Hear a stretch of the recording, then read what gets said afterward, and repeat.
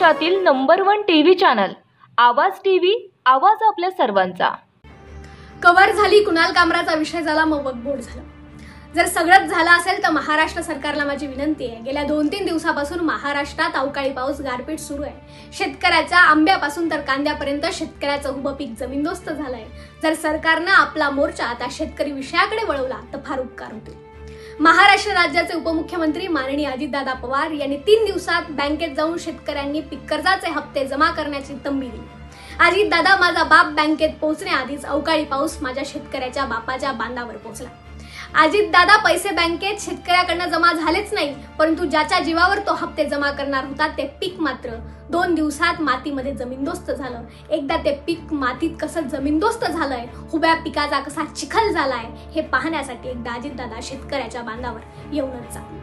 गृहमंत्री साहेब, तुम्ही कुणाल कामराची चौकशी करताय, त्यानंतर आता कुणाल कामराच्या कार्यक्रमाला येणाऱ्या प्रेक्षकांचीही चौकशी सुरू केली।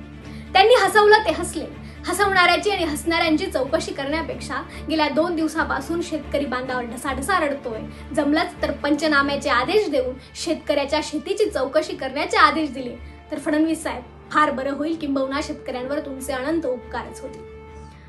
खरं तर फडणवीस साहेब, तुम्ही ट्विटरद्वारे शिवसेना उद्धव बाळासाहेब ठाकरे यांचे वक्फ बोर्डावर काय विचार आहेत बघूयात वगैरे असं ट्विट केलं। फडणवीस साहेब, आम्ही ऐकलं होतं गुजरातमध्ये एकदा भूकंप झाला तर तत्कालीन गुजरातचे मुख्यमंत्री माननीय नरेंद्र मोदी साहेबांनी त्या क्षेत्रातला अनुभव म्हणून माननीय शरद पवार साहेबांचे विचार आणि सल्ला घेतला होता।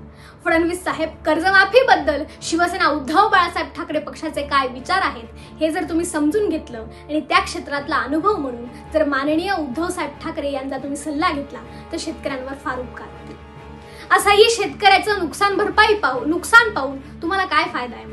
ना त्यातनं जातीचा संघर्ष निर्माण होणार आहे, ना त्यातनं तुम्हाला प्रसिद्धी मिळणार आहे, किंबहुना आता लोकसभा विधानसभेची निवडणूकही नाही।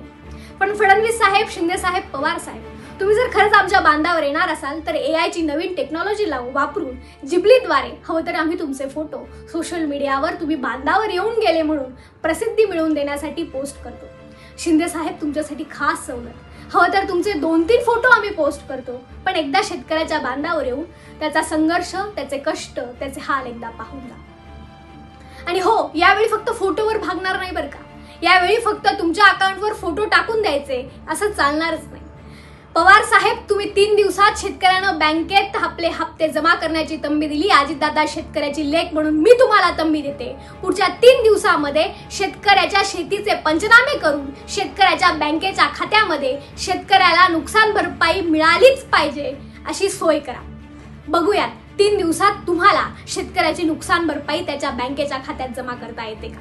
जर तुम्हाला खरंच नुकसान भरपाई 3 दिवसात देता येत असेल अजितदादा, तर मग शेतकऱ्याला 3 दिवसात बँकेत जाऊन हप्ते जमा करण्याची तंबी द्या। अजितदादा, असं जर झालं नाही, तुम्ही शेतकऱ्यांना नुकसान भरपाई 3 दिवसात जर दिली नाही तर महाराष्ट्रात जागोजागीवर शेतकऱ्याच्या कबरी दिसतील आणि मागणी मात्र हे सरकार जमीनदोस्त करा अशी होताना दिसेल। मला खात्री, मला विश्वास आहे, जी माझी भूमिका आहे तीच महाराष्ट्र राज्याचे मुख्यमंत्री फडणवीस साहेब आणि त्यांच्या सरकारची असेल। जय हिंद, जय। रोजच्या ताज्या घडामोडींसाठी आवाज टीव्हीला सबस्क्राईब करा आणि बेल आयकॉन प्रेस करा।